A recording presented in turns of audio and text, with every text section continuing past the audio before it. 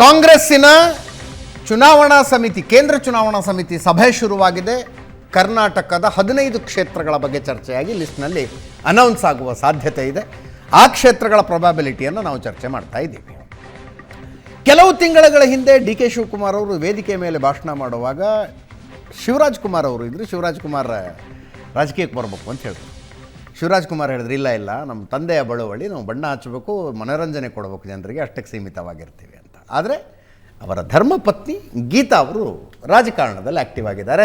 ಶಿವರಾಜ್ ಕುಮಾರ್ ಅವರು ಇನ್ನೊಂದು ವೇದಿಕೆಯ ಮೇಲೆ ಹೇಳಿದ್ರು, ನನ್ನ ಪತ್ನಿಯನ್ನು MP ಆಗಿ ನೋಡೋ ಆಸೆ ನನಗೆ.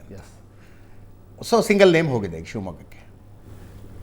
ಅಜಿತ್, ಈ ಕ್ಷೇತ್ರದ ಬಗ್ಗೆ ಚರ್ಚೆ ಮಾಡಿದಾಗ ಯಾರಿಗೆ ಕೊಡಬೇಕು ಅನ್ನೋಂಥ ಬಹಳ ಹೆಸರುಗಳು ಬಂತದ್ರಲ್ಲಿ. ಒಕ್ಕಲಿಗರು ಕೊಡಬೇಕು, ಈಡಿಗರು ಕೊಡಬೇಕು, ಹೀಗೆ ಚರ್ಚೆ ಆದಾಗ ಕಿಮ್ಮನೆ ರತ್ನಾಕರ್ ಹೆಸರು ಕೂಡ ಪ್ರಮುಖ ಚರ್ಚೆ ಆಯಿತು. ನಂತರದಲ್ಲಿ ಗೀತಾ ಶಿವರಾಜ್ ಕುಮಾರ್ ಅವ್ರ ಹೆಸರು ಕೂಡ ಚರ್ಚೆ ಆಯಿತು.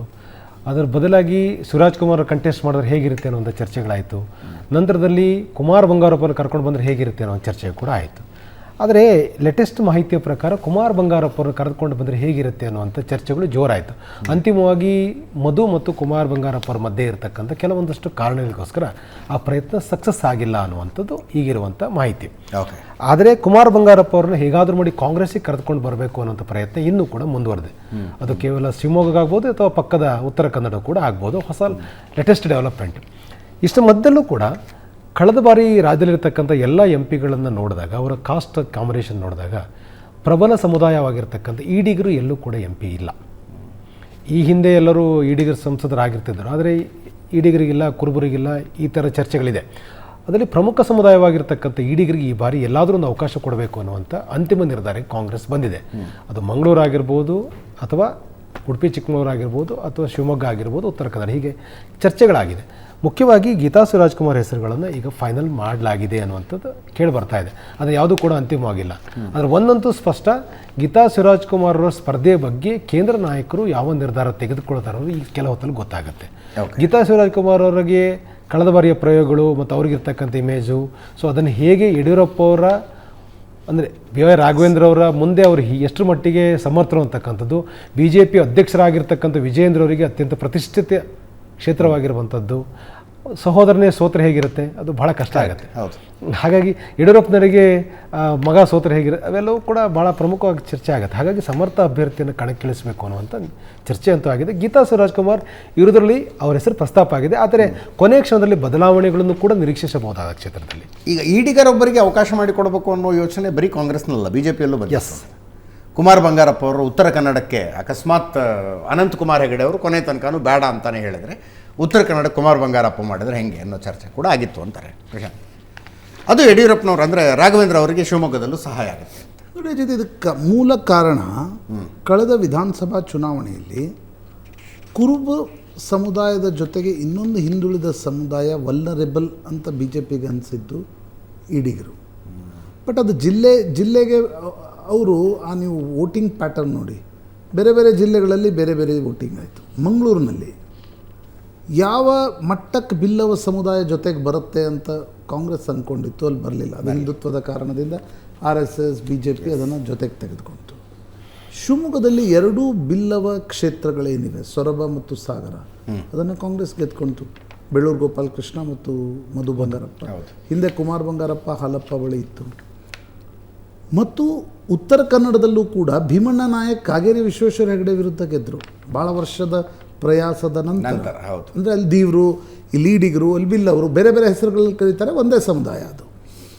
ಈ ಬಾರಿ ಕಾಂಗ್ರೆಸ್ ಏನು ಆಲೋಚನೆ ಮಾಡ್ತಿದೆ ಅಂತಂದರೆ, ವಿನಯ್ ಕುಮಾರ್ ಸೊರಕೆ ಅವ್ರಿಗೆ ಮಂಗಳೂರಿಗೆ ಕೊಟ್ಟು ಬಿಲ್ಲವ, ಅಲ್ಲಿ ಬಂಟ ಬಿಲ್ಲವ, ಇಲ್ಲಿ ಲಿಂಗಾಯತ ವರ್ಸಸ್ ಈಡಿಗ, ಕಾರವಾರದಲ್ಲಿ ಬ್ರಾಹ್ಮಣ ವರ್ಸಸ್ OBC, ಈಗ ದೀವ್ರಿಗೆ ಕೊಡ್ತಾರೋ ಬೇರೆಯವ್ರಿಗೆ ಕೊಡ್ತಾರೋ, ಆ ರೀತಿಯ ಫೈಟ್ ಆದರೆ ಹೇಗೆ ಅಂತಕ್ಕಂಥ ಯೋಚನೆಯನ್ನು ಮಾಡ್ತಾಯಿದೆ.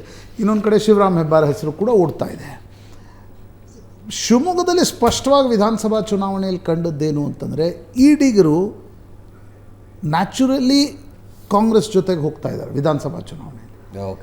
ಯಡಿಯೂರಪ್ಪನವ್ರಿಗಿದ್ದ ಆತಂಕ ಏನಿತ್ತು ಅಂತಂದರೆ, ಈಡಿಗರನ್ನು ಎಲ್ಲಾದರೂ ನಲಿಫೈ ಮಾಡಬೇಕಾದ್ರೆ ಕುಮಾರ್ ಬಂಗಾರಪ್ಪನವ್ರನ್ನ ಯಾಕೆ ಕರ್ಕೊಂಡು ಹೋಗಿ ಕಾರವಾರದಲ್ಲಿ ಹಿಂದೆ ಅಲ್ಲಿ ದೇವರಾಯ ನಾಯಕ್ 16 ವರ್ಷ MP ಆಗಿದ್ರು. 16 ವರ್ಷಗಳ ಕಾಲ MP ಆಗಿದ್ರು. ಹೀಗಾಗಿ ಇವರನ್ನ ಯಾಕೆ ಅಲ್ಲಿ ಹೋಗಿ ನಿಲ್ಲಿಸಬಾರ್ದು? ಭೀಮಣ್ಣ ನಾಯಕ್ ಕೂಡ ಬಂಗಾರಪ್ಪ ಕುಟುಂಬ ಷಡ್ಕ ಷಟ್ಕ ತಾನೆ Yes, sir. Bhimanna Bhimanna Nayak, Yes, sir. ಬಂಗಾರಪ್ಪನವ್ರು. ಹೀಗಾಗಿ ಕುಮಾರ್ ಬಂಗಾರಪ್ಪನವ್ರನ್ನ ನಿಲ್ಲಿಸು. ಆದರೆ Kumar Bangarappa mobile switch off ಮಾಡ್ಕೊಂಡು ಕುಳಿತರು. ಅವ್ರು ಯಡಿಯೂರಪ್ಪನವ್ರಿಗೆ ಭೇಟಿಯೇ ಆಗಲಿಲ್ಲ. ಯಾಕಂದರೆ ಕುಮಾರ್ ಬಂಗಾರಪ್ಪನವ್ರಿಗೆ ರಾಘವೇಂದ್ರ ಮತ್ತು ಕುಮಾರ್ ಬಂಗಾರಪ್ಪನವರ ಸಂಬಂಧಗಳು ಸ್ಥಳೀಯವಾಗಿ ಚೆನ್ನಾಗಿರಲಿಲ್ಲ. ಕುಮಾರ್ ಬಂಗಾರಪ್ಪನವ್ರಿಗೆ ಟಿಕೆಟ್ ಕೊಡಬೇಡಿ ಅಂತಕ್ಕಂಥದ್ದನ್ನು ಕಳೆದ ಬಾರಿ ಕೇಂದ್ರೀಯ ಚುನಾವಣಾ ಸಮಿತಿ ಸಭೆಯಲ್ಲಿ ಹೇಳಲಾಗಿತ್ತು.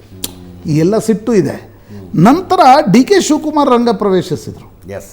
ಅವರು ಮಧು ಬಂಗಾರಪ್ಪ ಮತ್ತು ಗೀತಾ ಶಿವರಾಜ್ ಕುಮಾರ್ ಕರೆದು ಹೇಳಿದರು, ನೀವು ಕುಮಾರ್ ಬಂಗಾರಪ್ಪರನ್ನ ನಾವು ಕಾಂಗ್ರೆಸ್ ಕರ್ಕೊಂಡು ಟಿಕೆಟ್ ಕೊಡ್ತೀವಿ. ಮಧು ಹೇಳಿದರು, ನಿಮಗೂ ಕೂಡ ಮುಂದಿನ ಬಾರಿ ಕ್ಲಿಯರ್ ಆಗಿಬಿಡುತ್ತೆ, ಎದುರುಗಡೆ ಅಣ್ಣ ಇರಲ್ಲ, ಅವರು ಲೋಕಸಭಾ ಚುನಾವಣೆಗೆ ನಿಲ್ಲಿ ಅಂತಕ್ಕಂಥದ್ದನ್ನು ಹೇಳಿದಾಗ ಮಧು ಬಂಗಾರಪ್ಪ ಮತ್ತು ಗೀತಾ ಶಿವರಾಜ್ ಕುಮಾರ್ ಯಾವುದೇ ಕಾರಣಕ್ಕೂ ಅದು ಸಾಧ್ಯ ಇಲ್ಲ ಅಂತಾದಾಗ ಆ ಸಂಧಾನ ಮುರಿದು ಬಿತ್ತು. ಈಗ ಗೀತಾ ಶಿವರಾಜ್ ಕುಮಾರ್ ಹೆಸರನ್ನು ಅವರು ಕಳೆದ ಬಾರಿ JDSದಿಂದ ನಿಂತಿದ್ದರು. ನನಗನ್ಸುತ್ತೆ JDSದಿಂದ ನಿಲ್ಲೋದು ಬೇರೆ, ಕಾಂಗ್ರೆಸ್ದಿಂದ ನಿಲ್ಲೋದು ಬೇರೆ.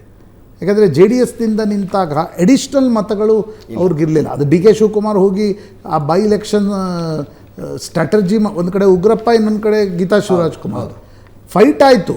ಆದರೆ ಅಲ್ಲಿ JDSಗೆ ಕೊಟ್ಟಿದ್ದರಿಂದ ಆ ಫೈಟ್ ಅಷ್ಟರ ಮಟ್ಟಿಗೆ ಆಗಲಿಲ್ಲ. ಈ ಬಾರಿ ಕಾಂಗ್ರೆಸ್ ಕೊಟ್ಟಾಗ ಒಂದು ಫೈಟ್ ಆಗತ್ತಾ, ಈಡಿಗರ ಮತಗಳು ಒಂದು ಕಡೆ ಬರ್ತಾವ, ಇದು ನೋಡಬೇಕಾಗಿರ್ತಕ್ಕಂಥ ಸಂಗತಿ ಅಂತ ಅನಿಸುತ್ತೆ. Quickly 30 seconds. ಕಲಬುರಗಿಗೆ ಖರ್ಗೆ ಅವರ ಅಳಿಯನ ಹೆಸರನ್ನು ಪ್ರಸ್ತಾಪಿಸಲಾಗಿದೆ. ಇದೇ ನಿಜ ಅನ್ನೋದಾದರೆ ಖರ್ಗೆ ಅವರ ಪೊಲಿಟಿಕಲ್ ಚುನಾವಣಾ ರಾಜಕೀಯ ಮುಗ್ದಂಗ, ಅಕಸ್ಮಾತ್ ಇದು ನಿಜ ಅನ್ನೋದಾದರೆ? ಅವರು ರಾಜ್ಯಸಭೆಯಲ್ಲಿದ್ದಾರೆ.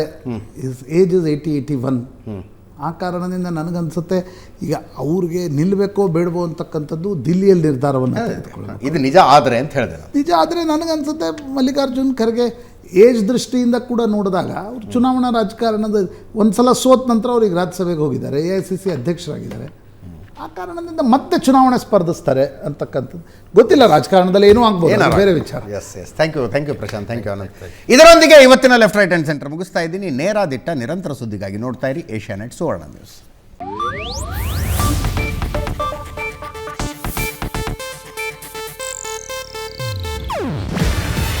ಇದು ಏಷ್ಯಾನೆಟ್ ನ್ಯೂಸ್ ನೆಟ್ವರ್ಕ್ ಪ್ರಸ್ತುತಿ. ನೀವು ನೋಡ್ತಿದ್ದೀರಾ ಏಷ್ಯಾನೆಟ್ ಸುವರ್ಣ ನ್ಯೂಸ್.